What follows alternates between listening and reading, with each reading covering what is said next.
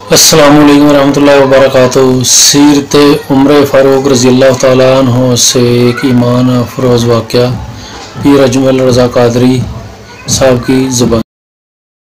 1-2 बजे समझ ले पहुंचा मदीने तो उसने बाहर में खैमा लगा लिया। बीवी उसकी उम्मीद से थी, बच्चे की विलादत का वक्त करीब आ गया, बीमार हो गई, उसने खैमा लगाया। बीवी अंदर है, हजरत उमर फारूक गश्त पे थे रात को, साथ एक गुलाम था।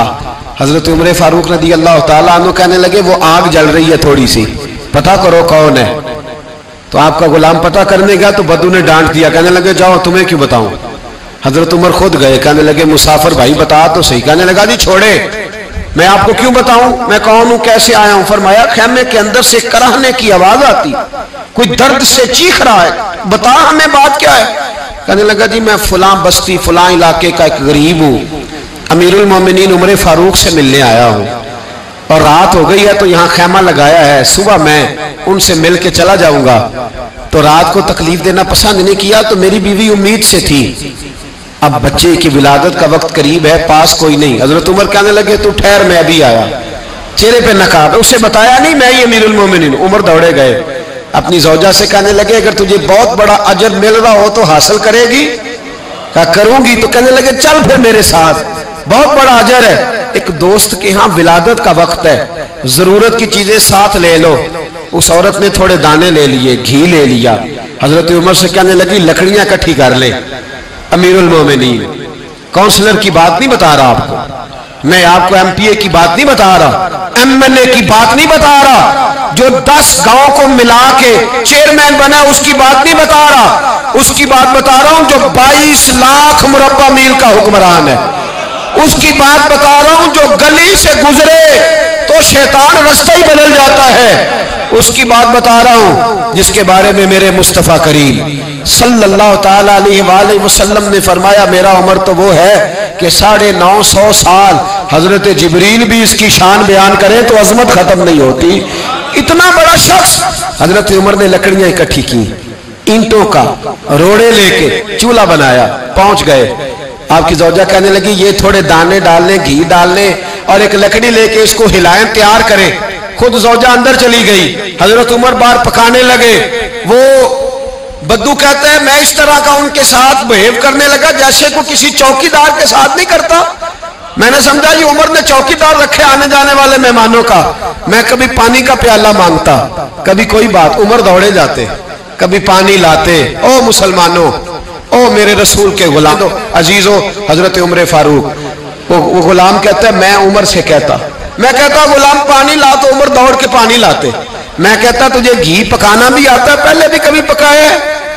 तो उमर फरमाते कोशिश तो कर रहा हूं। मैं कहता पहले भी कभी तेरी बीवी ने ये काम किया है? तो हजरत उमर कहने लगे मुझे याद नहीं, पूछ के बताऊंगा। कहते क्या रंग था, क्या अंदाज था, क्या मुस्तफा की तरबियत थी, क्या अंदाज हुजूर ने सिखाए गुलामों को। ये किस तरह का अमीर है कि ये हंडिया पका रहा है, फूके मार रहा है, एक गरीब के लिए, देहाती के लिए जिसे जानते भी नहीं।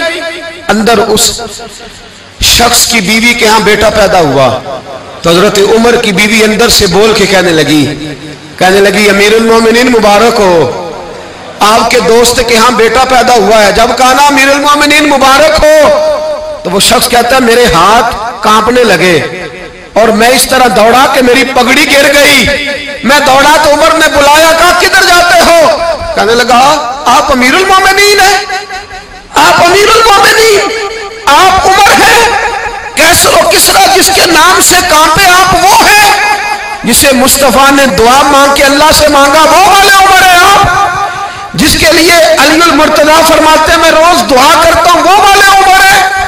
जिसके बारे में अबू बकर सिद्दीक ने फरमाया था कि मैं अल्लाह से कहूंगा मौला जो तेरे महबूब की उम्मत के हक में सबसे बेहतर था मैं उसे खलीफा बना के, वो वाले उमर है।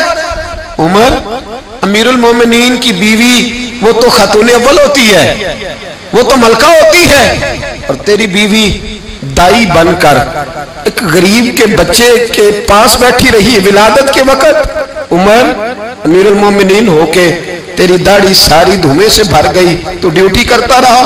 तो सैयदना उमर रो पड़े और उस बद्दू को सीने से लगा के कहने लगे तुझे पता नहीं तू कहां आया है, इस शहर का पता है? उसने कहा हुजूर कहाँ है? फरमाया ये मेरे नबी का मदीना है, ये मुस्तफ़ा का मदीना है।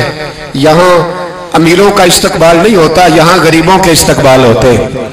यहाँ हुजूर ने इस स्टेट पे मेरे रसूल पाक ने वो वाला रंग दिया है कि अब गरीब सर उठा के जीने लगे हैं, अब मजदूरों को इज्जतें मिलने लगी हैं, अब यतीमों ने सर उठा लिया है कि हमारा कोई सुनने वाला आ गया है।